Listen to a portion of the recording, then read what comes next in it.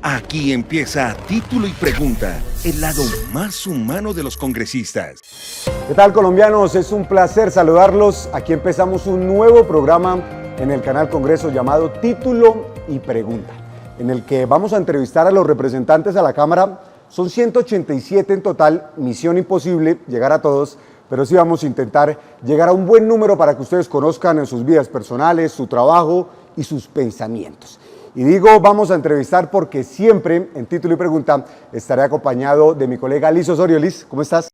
Muy bien, César, gracias y feliz de hacer parte de este espacio, sobre todo que lo hicimos pensando en acercar a los representantes a los colombianos, que los colombianos sepan quién es la persona que está detrás de ese tarjetón que marcaron, pero también cuál es su labor política. Aquí vamos a hablar de lo divino, de lo humano, relajados, tomándonos alguito, y vamos a conocer a estos personajes. Así es, Liz, un formato relajado, ustedes lo pueden ver.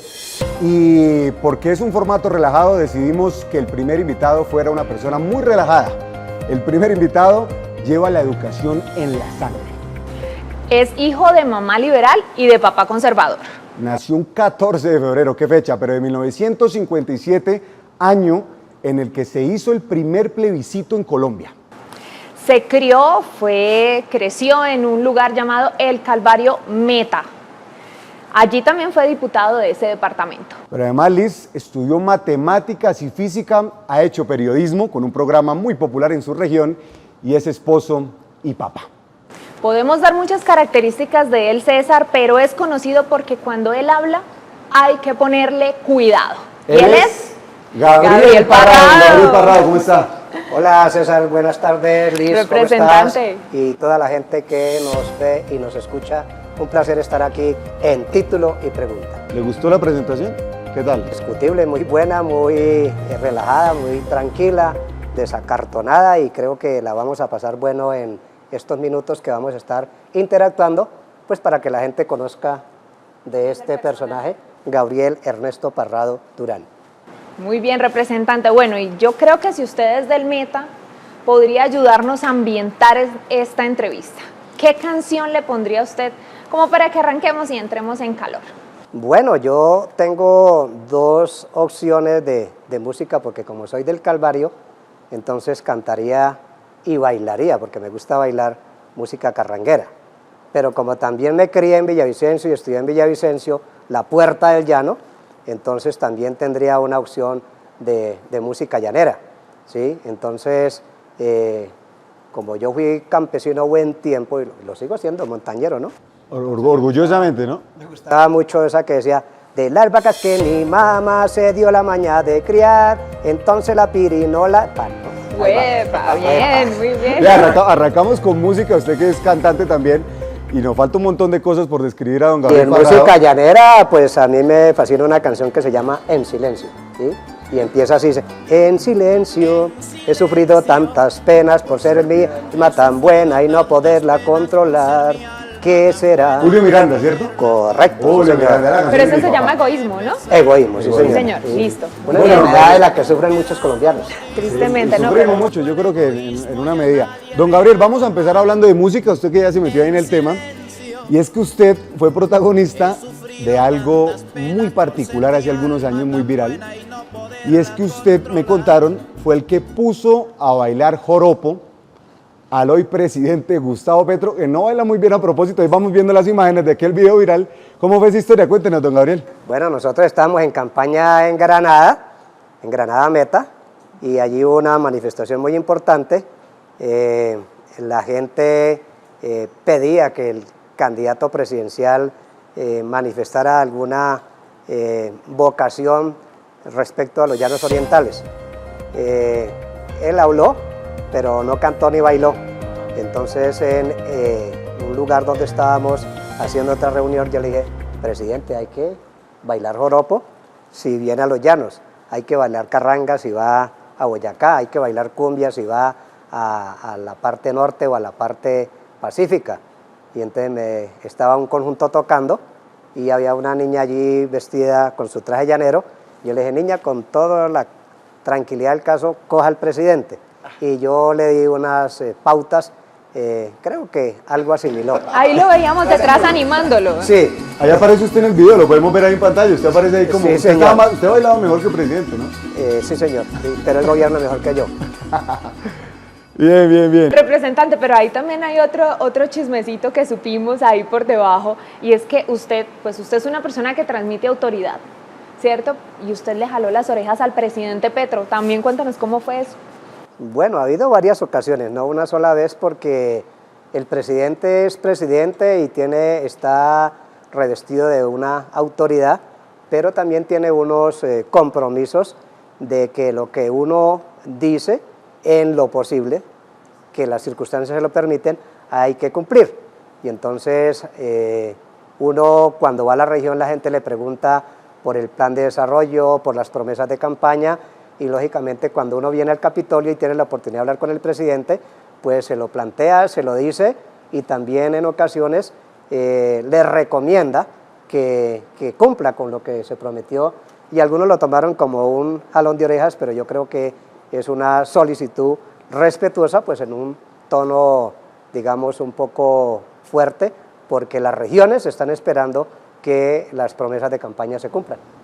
Usted le dijo con autoridad, presidente, cúmplele a la gente. Sí, o sea, uno va, nosotros llevamos un buen tiempo en este proceso de desarrollo con las comunidades y nos gusta que lo que se diga se pueda llevar a la práctica para lograr colocar un mejor nivel de vida o lograr un mejor nivel de vida de los colombianos y colombianas a las que le prometimos algunas cosas en proceso electoral. Bueno, no todo el mundo se da el lujo de regañar a un presidente de la República, lo hizo don Gabriel Parrado, que es el primer invitado en Título y Pregunta.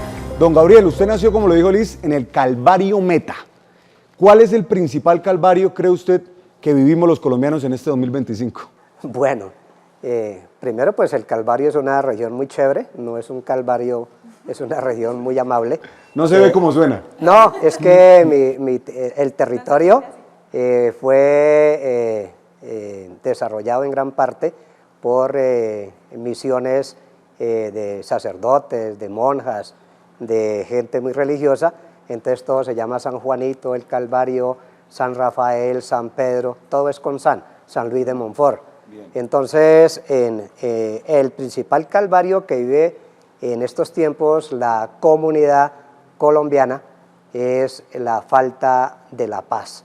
O sea, nuestro territorio, nuestro país es inmensamente rico, pero mientras no haya paz va a haber muchas dificultades, especialmente desplazamientos y gente que a veces transgrede su libertad y termina a veces quitándole la vida a otras personas que dentro de su inocencia no tienen nada que ver, en unos conflictos que se han generado por unos egos, por unas tendencias políticas, por unos intereses particulares que deberían cesar, porque nuestro país tiene, repito, una riqueza en fauna, en flora, en agua, en ubicación, en climas, en pisos térmicos, en todo lo que usted se imagine. Y la gente nuestra, como la gente del departamento del Meta, y como de todos los departamentos, es gente muy trabajadora, gente muy creativa, que a veces aguanta, pero también genera procesos de desarrollo.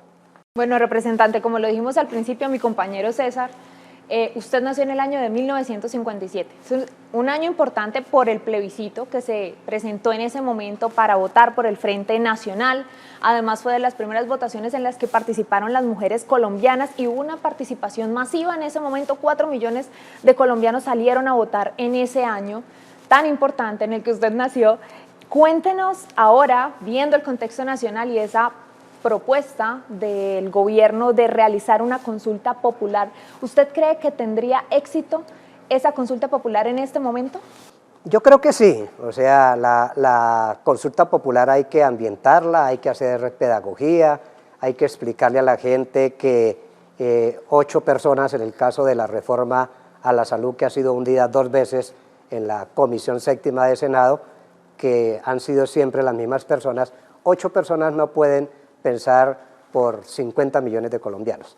Así que la consulta popular va encaminada a preguntarle a los colombianos y colombianas qué es lo que quieren de su gobierno, qué reformas necesitan, qué derechos requieren volver a recuperar y creo que eso a través de una consulta popular daría un buen número de personas que salgan.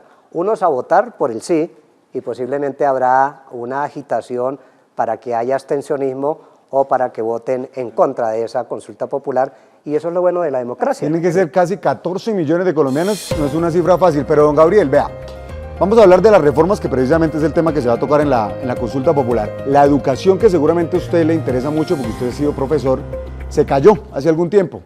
La pensional está ahí en riesgo, tambaleando, y la laboral recién se hundió y por ende se abrió todo el tema de la convocatoria popular, de la consulta popular. ¿Usted le ve un mejor diagnóstico de la salud o la ve ahí complicada también?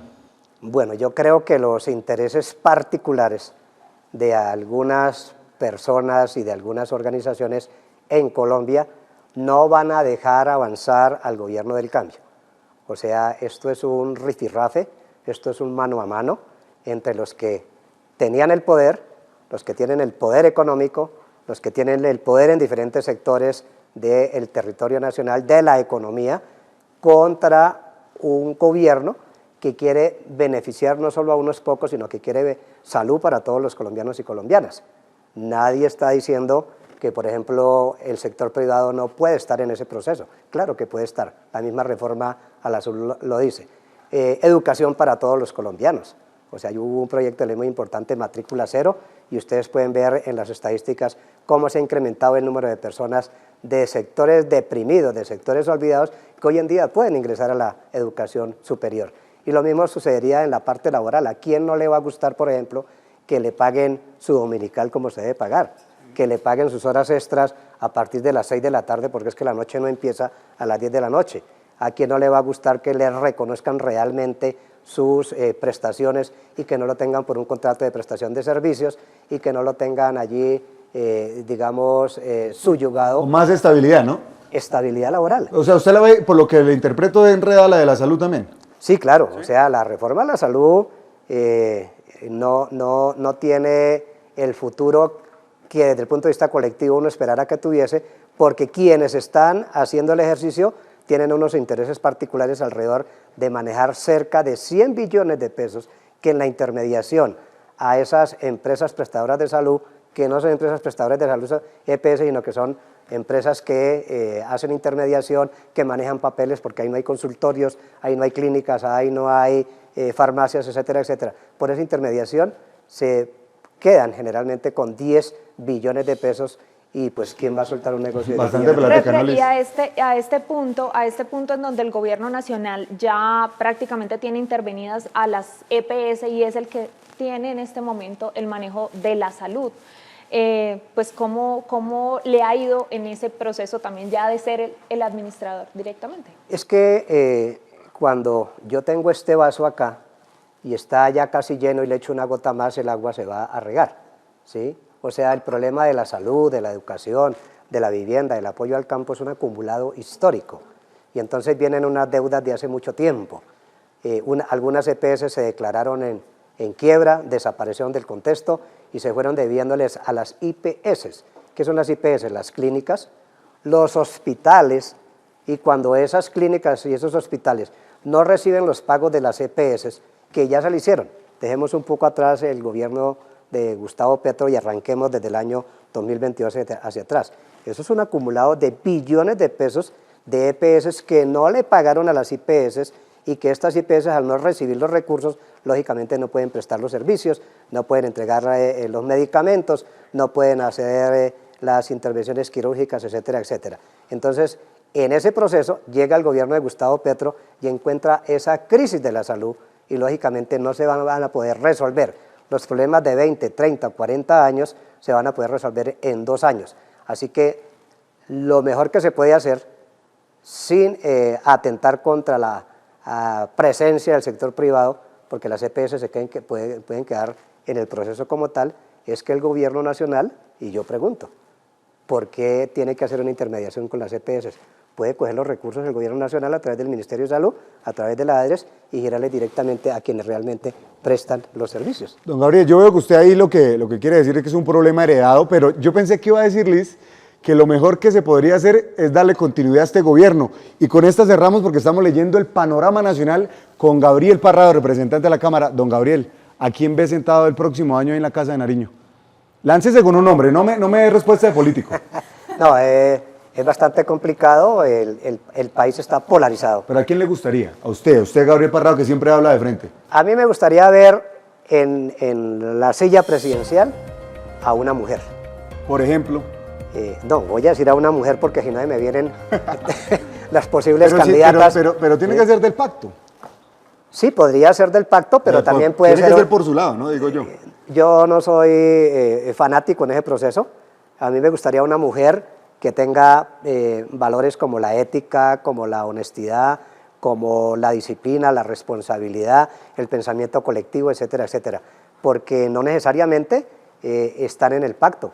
Puede ser una persona de centro, muy inclinada a un lado y al otro, que permita que este país tenga un beneficio colectivo, porque no se trata de partidos, sino se trata de personas que puedan aplicar valores y principios pensando en el bienestar de todos los colombianos y colombianas. Bueno, y esta sí, para cerrar esta sección, ¿usted cree, representante, que el pacto histórico sigue teniendo la misma fuerza que en el 2022? O sea, que podría llegar a ser ese personaje venir de su corriente política.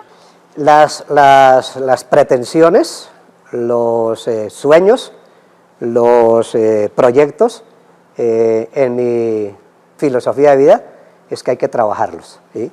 En lo deportivo uno puede tener el mejor equipo de fútbol y si no se aplica la estrategia correctamente puede estar perdiendo fácilmente una gran oportunidad.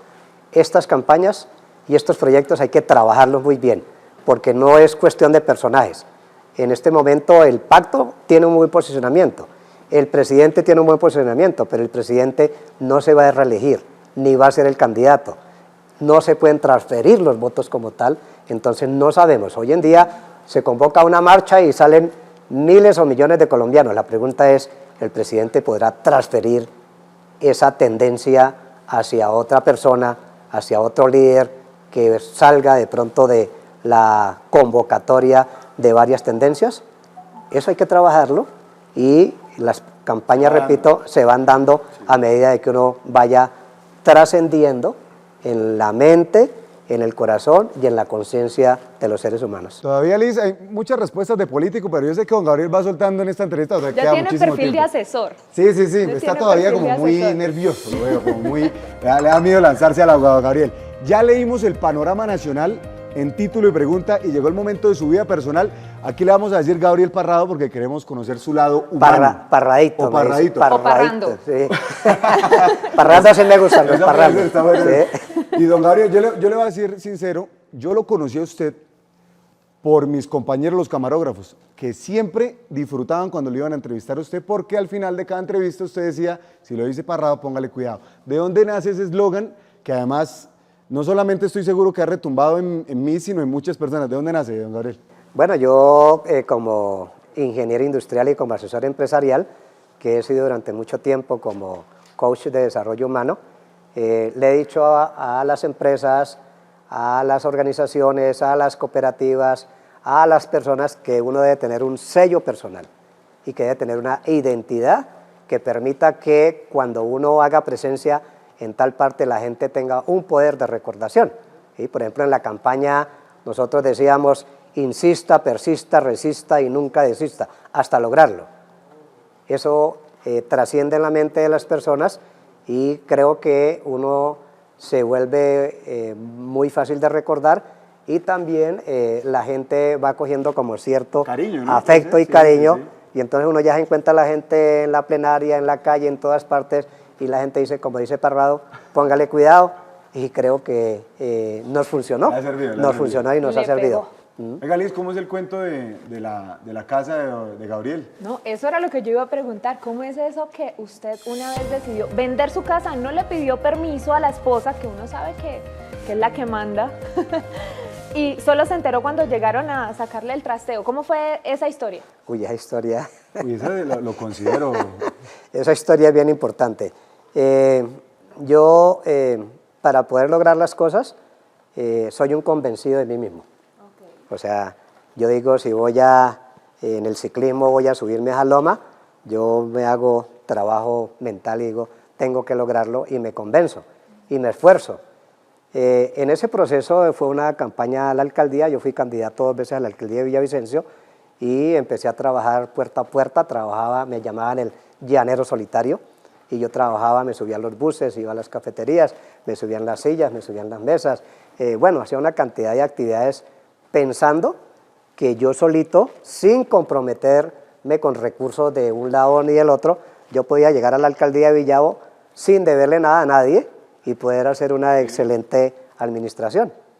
Me emocioné y la gente pues en campaña a uno le dice, sí, sí, sí, y cuente con eso, tan. Entonces yo me fui emocionando y como un jugador, entonces yo dije, voy bien. Todo por el todo. El todo por el todo, entonces vendí un carro que tenía, vendí un lote que tenía y ya cuando se fue acercando el final de la campaña yo vi que en los debates era muy bueno y que la gente me aplaudía y me seguía. Yo lo que no sabía era otra cosa, que la gente ya se lo sigue en campaña pero no vota por uno, claro. ¿Cierto? Entonces al final dije, para rematar la campaña, vamos a vender la casa, era todo lo que me quedaba. ¿Sí? Yo tengo una esposa, 3 hijos, pero yo no le conté a ella, simplemente dije, yo gano y luego miro a ver cómo subsanan las deudas. O sea, ¿no contempló perder ahí? No, yo casi no tengo mentalidad de perdedor, ¿sí? O sea, me la juego. Que los demás me digan que no, pero yo mismo no me voy a decir que yo no. mismo no me voy a decir que no, ¿cierto? Entonces, vinieron las elecciones, yo no tenía para el día D que llaman no sé cuántos pregoneros, camisetas, cachuchas, no, y perdí. Bueno, entonces cuando usted gana, pues la multitud es, cuando usted pierde, la soledad. Y yo estaba ahí en la casa como a los 2 días de haber perdido cuando allá timbraron, tocaron la puerta.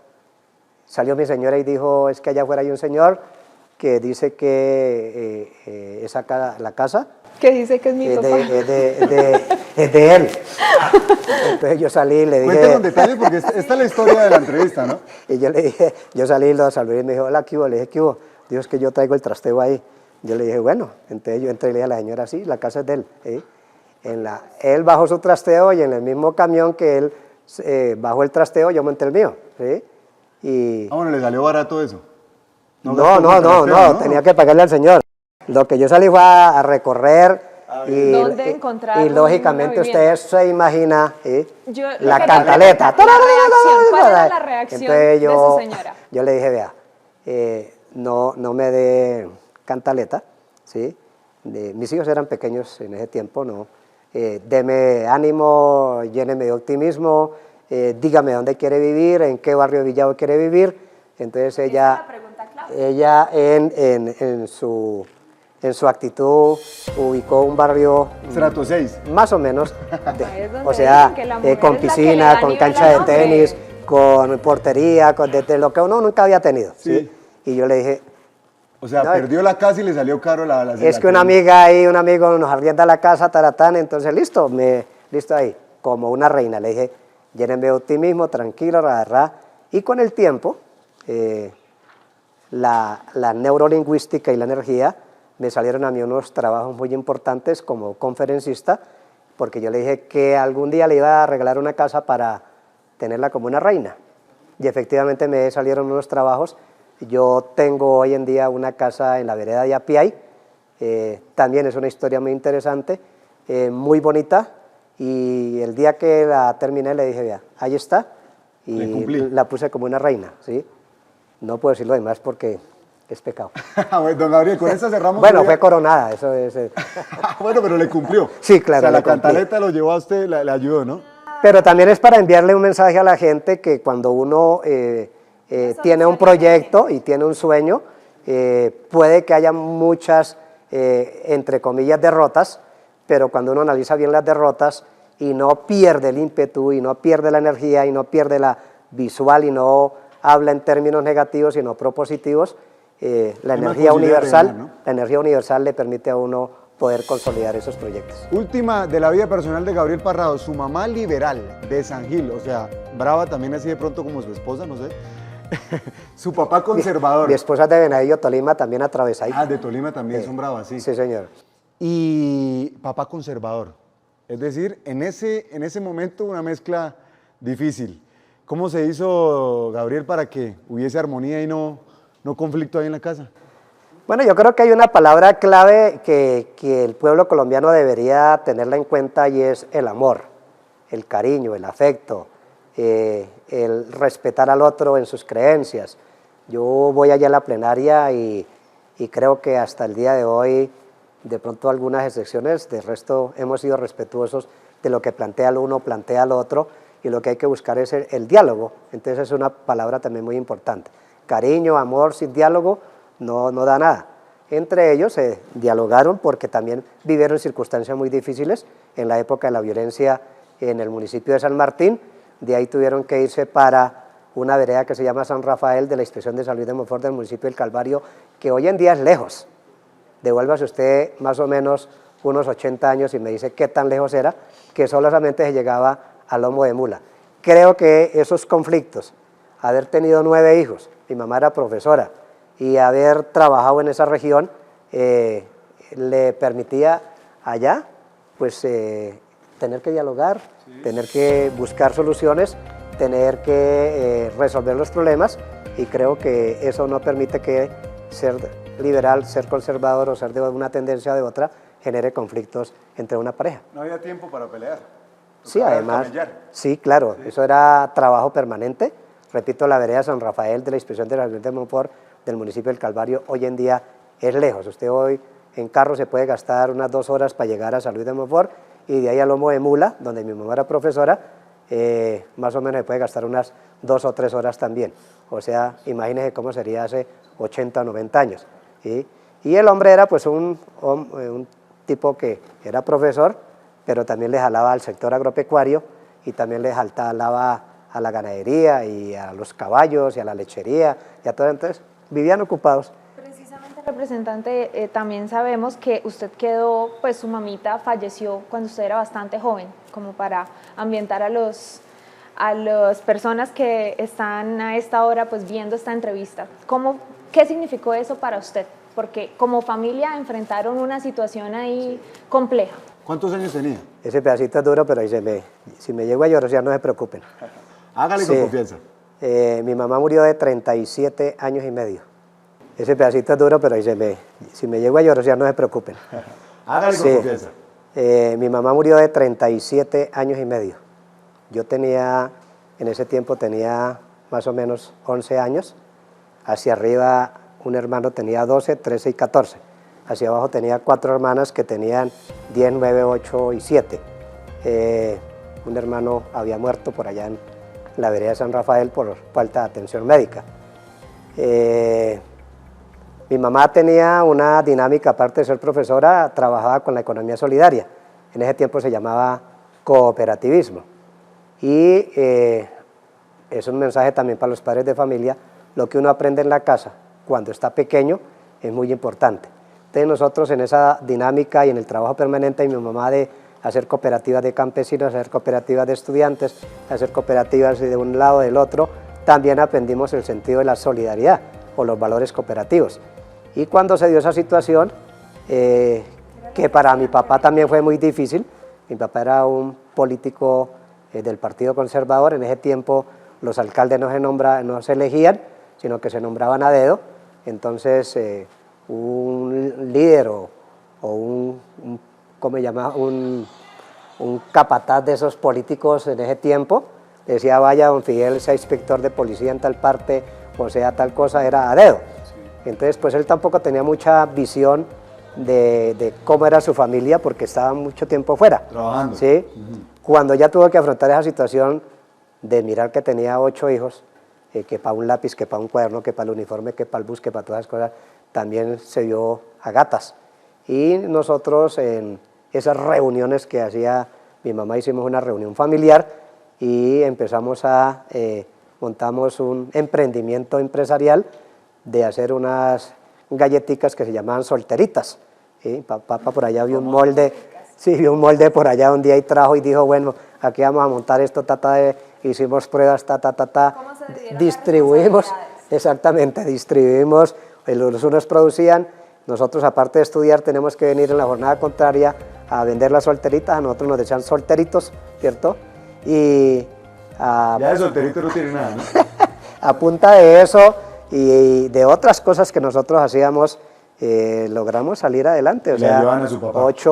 4 hombres, 4 mujeres, y pues todos profesionales, otros con trabajos de empresariado, y ahí vamos. Creo que ya a los 68 años soy del menor de 4 hombres.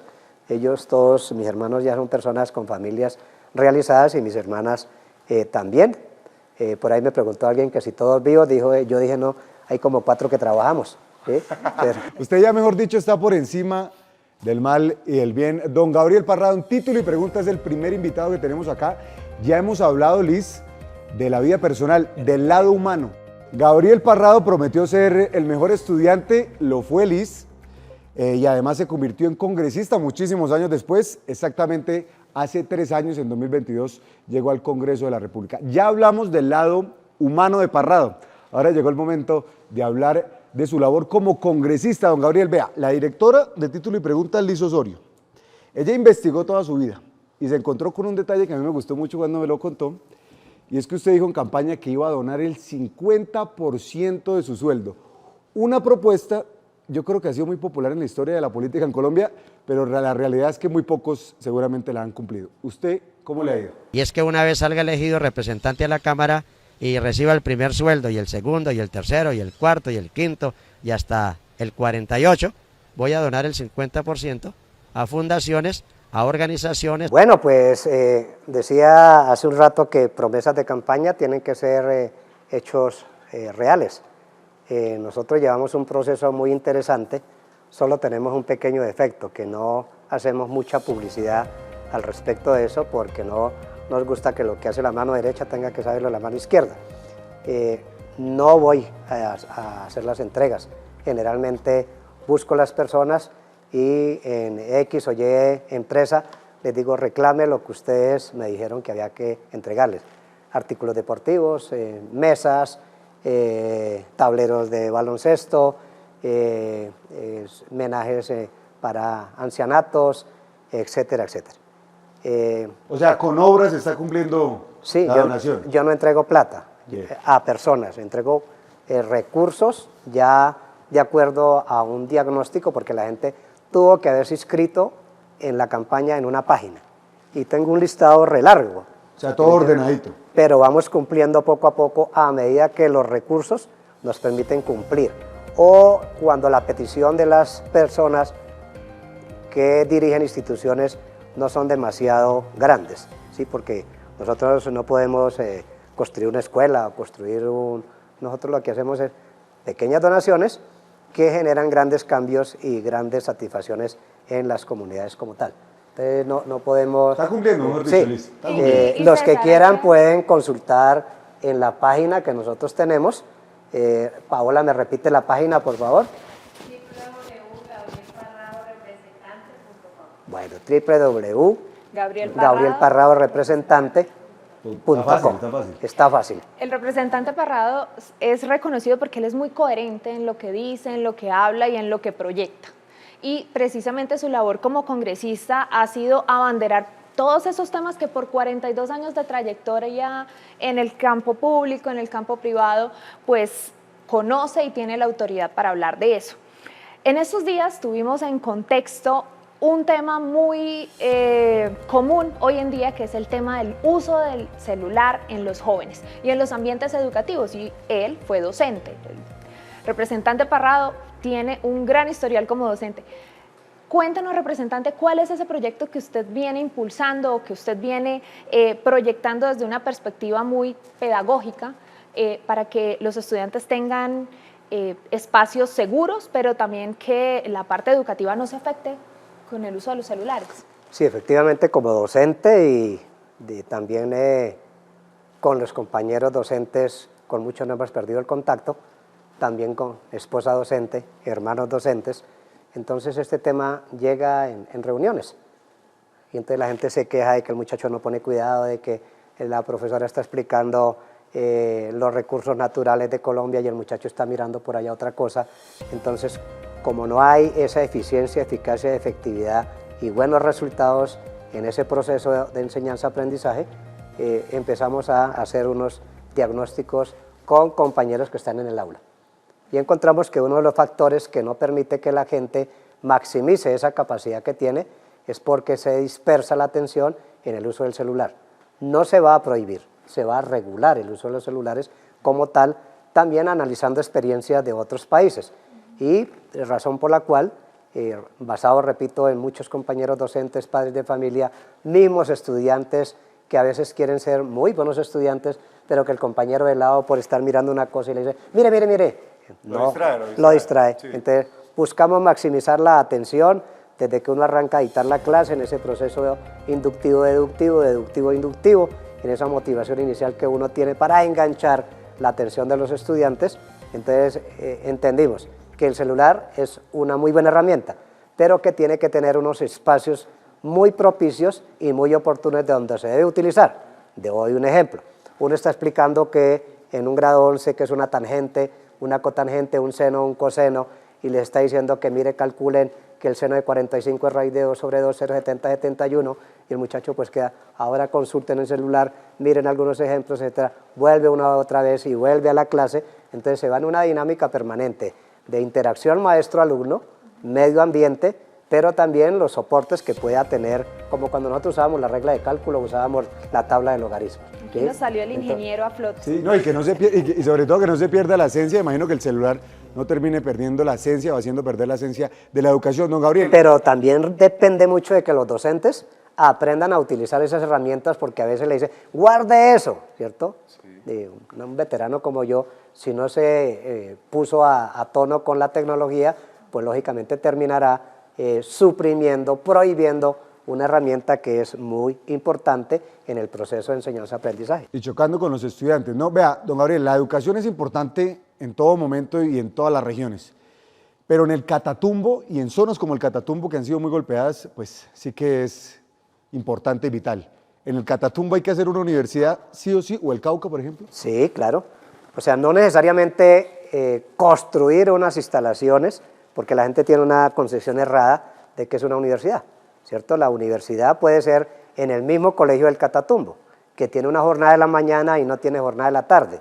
Yo fui maestro de varias universidades que se utilizaban las sedes, las aulas de colegios que sábados y domingos no trabajaban, o que por la noche no trabajaban. Entonces hay que maximizar los recursos, más que en una infraestructura, es precisamente en maestros, en equipos, en laboratorios, en formación, en prácticas, menos cemento y más aprendizaje. Bien, o sea, optimizar lo que hay. Optimizar lo que hay. Pero hay que hacerlo. Hay que hacerlo, lógicamente. Don Gabriel, tenemos con usted, podríamos durar aquí 2 horas hablando en este primer capítulo de Título y Pregunta, pero el tiempo usted sabe que en televisión, como dicen los expertos, es muy corto. Entramos, Liz, entonces, después de hablar del Congreso, al momento. ¿Usted sabe qué es random? Es una palabra muy juvenil, don Gabriel. Random es como...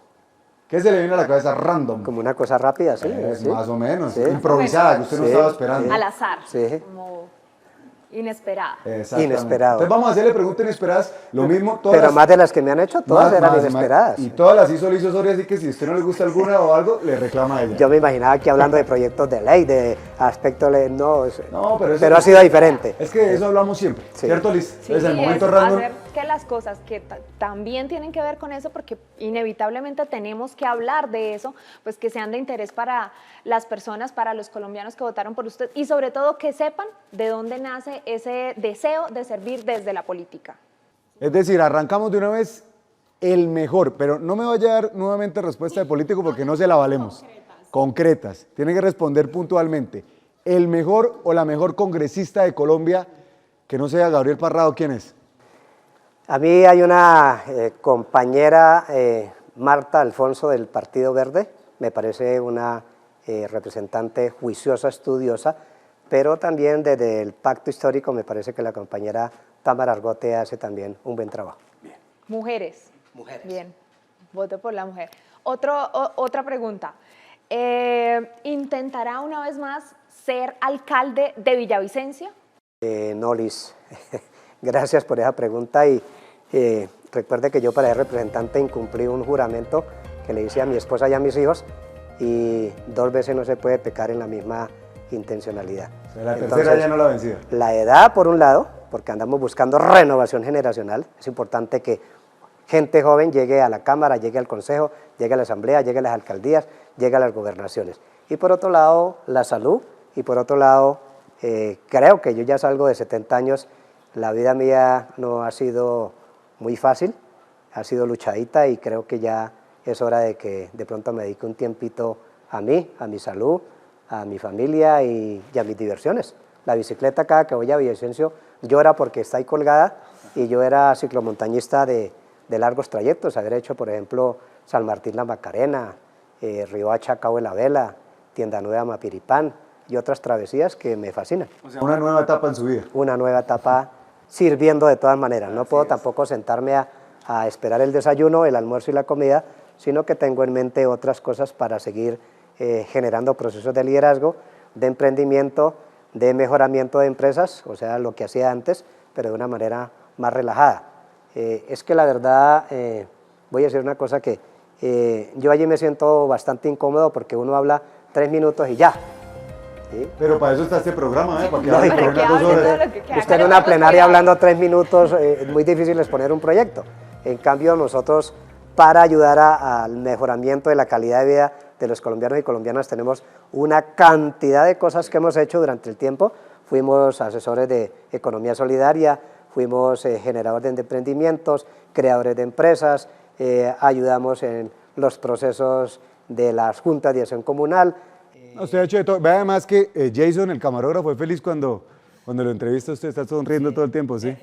Don Gabriel, usted nació un 14 de febrero. Toco guitarra, jugué fútbol, jugué tenis, ahora monto en bicicleta, fui marchista, soy muy disciplinado, creo que tengo ahí en el ranking uno de los primeros que llego a la plenaria y de los últimos que me voy. Y es romántico, ¿no? Porque nació un 14 de febrero, eso Sí, también. claro, yo también tengo por ahí coleccionados un buen número de poemas, desde aquí le hago un llamado a quienes les escribí, que me los devuelvan también para poder publicar un libro de poemas. Bueno, ya que estamos hablando de poemas, enamore a Liz Osorio con un poema. Tiene que conquistarla hoy, enamórela. Tengo que enamorarla, Tiene que enamorarla con porque un ella poema es- de ella 30 quiere segundos. enamorar. Bueno, viendo a los ojos a Liz, yo podría ser el hombre más feliz, pero tengo que decirle que por lo que vivo, tú, Liz, eres un fruto prohibido. ¡Wow! Así me Ey, gustan. Gabriela, En regla, honestos, muy Eso. bien. ¿sí te conquistó? Por lo menos se ganó mi respeto. No, pero en 30 segundos sería... No, pero Se la hizo gana mi reír, don Gabriel. respeto. Se Sí, gana mi claro, respeto. sí, Eso es sí. muy importante, representante. Representante, usted ha hecho de todo. Y esta es Casi una de todo. pregunta random que se me vino a la cabeza random. ¿Algún deseo por cumplir, un sueño por cumplir en su lista de chequeo en esta vida? Sí, se me va a quedar por fuera haber sido alcalde de Villavicencio. Bueno, no, esa no se vale. Esa ya la no se vale. sabemos. Pero de proyectos que yo haya, por ejemplo, me hubiese gustado ser médico, ¿sí? Pero creo que la naturaleza me dio la oportunidad, como soy coach de desarrollo humano, es mucha la gente que hemos alentado desde el punto de vista holístico, y la gente dice, ¿y eso qué es holístico? O sea, cuerpo, mente, alma, espiritualidad. Entonces nosotros tratamos de incidir en la mente de la gente, en la emocionalidad de la gente para que entiendan que podemos ser felices, que somos personas alegres, que si uno está vivo ya de ahí O sea, para usted adelante... prácticamente aplicó la salud del alma. Sí, correcto. Muy Y a bien. través de la salud del alma hemos asesorado también instituciones de salud, hemos ayudado a crear instituciones de salud a través de ejercicios alternativos que logran que las enfermedades se puedan erradicar no solamente con medicamentos, sino también con el cambio de actitud. Con la alegría y demás. Estamos con Gabriel Parra, vamos terminando esta primera emisión de Título y Pregunta Liz. Le hemos pasado sabroso, la verdad, mientras don Gabriel se toma ahí su agüita aromática. En su casa, Gabriel, ¿a quién le ponen más cuidado? ¿A Doris o a Parrado? Yo definitivamente también los seres humanos somos producto del entorno. Le pongo mucho cuidado porque me acompaño también en los proyectos de ella. Así algunos le haya dicho que le prometo, pero después no le cumplo, ¿sí? Como el caso de la Cámara de Representantes, o lo que me dice ahora. También le coloco mucho cuidado a los hijos, ¿sí? Es importante, si uno tiene un núcleo familiar, tratar de desarrollar proyectos de familia. Y escucho, soy un poco terco, eso sí, para qué joder. pero también escucho a la gente que tiene experiencia, escucho a los mayores, me gusta mucho dialogar con veteranos, pero también escucho a la juventud, porque la juventud también le da a uno algunas nociones. Y pues no tengo nietos, que también es un sueño, pero también todo el mundo sabe que, y por ahí mucha gente sabe, dice, ¿qué tendrá el ingeniero, el profe, que les tira los brazos a un niño y los niños... Lo quieren, lo quieren. Sí. Ah, bueno, tienen carisma para ellos. No tengo perro en la casa, pero por donde llego parece que tuviera alma perruna. Y así sucesivamente. Entonces creo que, decía un señor hace poco en el municipio de Cubarral, que me pasó a su nieta, me dijo, esa niña no se deja alzar de nadie, pero con usted sonríe porque los niños son sabios, ¿cierto? Y entonces dice, a pesar de su actitud, porque yo soy recio, soy exigente, soy... Parece bravo, pero no lo es. Parezco bravo, Sí. pero sí lo soy, ¿sí? Cuando hay que hacer corrección al respecto, hablo durito, pero en el fondo... es noble, así como sí, Carlos Jiménez. Sí, parece bravo, pero es noble. No, en el fondo, a mí todo lo que tiene que ver con el ser humano, con los niños, con los jóvenes, con los ancianos, con los campesinos, me afecta, me impacta. Y lógicamente, pues, soy muy sensible en ese proceso, aunque no parezca. No, lo parece, representante. Vamos llegando al final y con toda esa sabiduría, con toda esa trayectoria, cuéntenos, representante, ¿cómo le pondría usted de título y pregunta a esta primera emisión de este programa, que no queríamos que fuera con otra persona que no fuese usted? Que sea corto, como un título y pregunta de proyecto, más o menos 10 palabras. ¿Por qué yo me eligí? Porque tenía la sabiduría, porque tenía Laura, así como la niña que se dejó alzar. Sí, porque yo le digo la verdad, porque usted es un man bacán. Sí. De verdad, a mí por lo menos me agrada cuando la gente se sale un poquito del molde Sí. y dice las cosas como... Con gran experiencia como además, piensa, entonces sí. hay mucho por conocer de usted. Bueno, como esto es un proyecto de ley, título y pregunta... Así con ¿sí? máximo 10 palabras. Corto porque se nos acabó el tiempo y ya nos está regañando. Proyecto de vida, Proyecto de ley. en este caso proyecto de ley por el medio del cual, ¿sí?, se reglamenta el proyecto de vida de un congresista. Y les cuento, es que además voy a pasar un proyecto muy pronto para que los senadores y representantes cumplan el horario como lo debe cumplir todo trabajador, que los salarios sean máximo 20 salarios mínimos, que trabaje de lunes a viernes, que tenga, igual que hace tu persona, entregue unos resultados, y que toda una cantidad de prebendas que tienen hay que irlas librando. Yo soy testimonio, yo no tengo burbuja en el territorio, la entregué, no tengo esquema de seguridad, para eso está Dios que nos protege permanentemente, y trato de ejecutar con ética, con honestidad, responsabilidad mi misión como congresista, porque con todos esos recursos que nos podemos ahorrar, podemos ayudar a mejorar la calidad de vida de mucha gente aquí en Colombia. O sea, el título sería Congresistas más camelladores y más económicos. Dejémoslo ahí, ¿le parece bien? ¿Cómo la pasó, don Gabriel, en la entrevista? Excelentemente bien, lo felicito por este formato y creo que va a ser un buen proyecto porque la mayoría de las entrevistas son acartonaditas, uno dice lo que le conviene, aquí con todas las preguntas le sacan a uno cositas muy particulares y queda muy difícil mentir porque además queda grabado para el resto de la vida. Es un buen formato y los felicito de verdad y gracias porque me sentí... Listo, representante, pues con el título y pregunta nos fuimos largos, pero dejémosle a los colombianos que hoy tuvieron la oportunidad de conocer su historia, su vida y su trayectoria política, es una reflexión final. Bueno, a todos, especialmente a la juventud, si es del campo, si es de las condiciones difíciles que viví, si es de la situación que viví con mi señora madre y mi señor padre, yo pude, quiero decirle a todos que ustedes también pueden. Inténtenlo como mínimo. Insistan, persistan, resistan y nunca desistan hasta lograrlo. Estuvimos con Gabriel Parrado, al que le pusimos cuidado. Esperamos contar con su compañía una vez más en un próximo capítulo de Título y Pregunta, pero antes, complázcame, don Gabriel, ¿cómo dice usted allá en la plenaria y en la comisión cuando toca así? Bueno, cuando yo termino una intervención, constancia o una proposición o algo relacionado con un proyecto, yo digo, si lo dice Parrado, póngale cuidado. Perfecto. Gracias, don Gabriel. Muy bien, muchas gracias por acompañarnos. Gracias, representante. A usted, Un muchas gusto gracias, muy amables. conversar con Y usted. Chévere. Sí, pero En esta primera semana de Título y Pregunta conocimos a fondo a Gabriel Parrado. La otra semana el turno será para... Tienen que averiguarlo. Esto fue Título y Pregunta. Aromática y bueno.